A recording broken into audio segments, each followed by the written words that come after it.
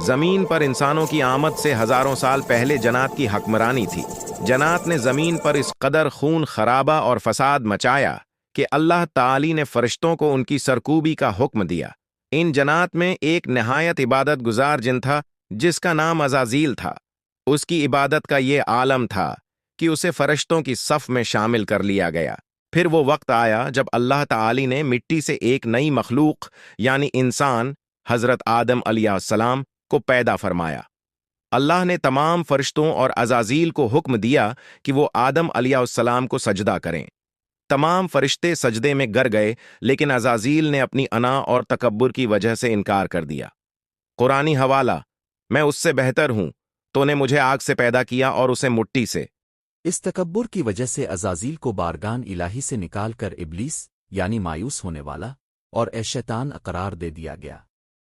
ابلیس نے توبہ کرنے کے بجائے اللہ سے قیامت تک کی مہلت مانگی تاکہ وہ بنی آدم کو سیدھے راستے سے بھٹکا سکے۔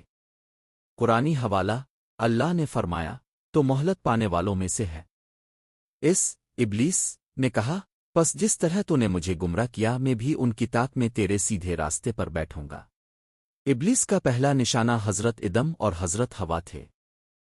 اس نے جھوٹی قسمیں کھا کر انہیں اس درخت کا پھل کھانے پر اکسایا جس سے اللہ نے منع فرمایا تھا۔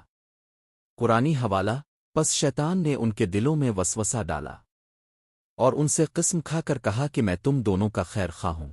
زمین پر آنے کے بعد شیطان نے اپنا ایک منظم نظام قائم کیا۔ نبی کریم نے ہمیں خبر دی کہ شیطان کا تخت سمندر کے پانی پر ہے، جہاں سے وہ اپنے چیلوں کو دنیا بھر میں فساد کے لیے بھیجتا ہے۔ حدیث کا حوالہ: ابلیس اپنا تخت پانی پر بچھاتا ہے، پھر اپنے لشکر بھیجتا ہے۔ اس کے نزدیک سب سے بڑا وہ ہے جو سب سے بڑا فتنہ کھڑا کرے۔ صحیح مسلم 2813۔ بیان: سب سے زیادہ خوشی ابلیس کو اس وقت ہوتی ہے جب اس کا کوئی چیلا میاں بیوی کے درمیان جدائی ڈال دیتا ہے۔ کئی بار شیطان انسانی شکل میں بھی آیا۔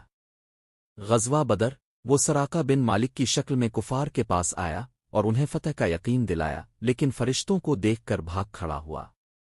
سورہ الانفال 48۔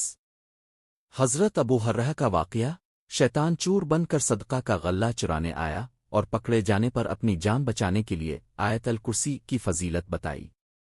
صحیح بخاری 2311۔ کے دن جب فیصلے ہو چکے ہوں گے، ابلیس جہنم میں اپنے پیروکاروں سے ایک ایسا خطاب کرے گا جو قرآن میں محفوظ ہے۔ وہ کہے گا کہ میرا تم پر کوئی زور نہیں تھا، میں نے صرف تمہیں بلایا اور تم خود میرے پیچھے آئے۔ قرآنی حوالہ: پس آج مجھے ملامت نہ کرو بلکہ اپنے آپ کو ملامت کرو۔ سورہ ابراہیم 22۔ شیطان ہمارا کھلا دشمن ہے، لیکن اس کی طاقت صرف وسوسہ ڈالنے تک ہے۔ اگر ہم اللہ کی پناہ مانگیں اور ذکر الہی کو اپنا شعار بنائیں تو شیطان کے تمام مکر و فریب ریت کی دیوار ثابت ہوں گے۔ دعا: اے میرے رب، میں شیطانوں کے وسوسوں سے تیری پناہ مانگتا ہوں۔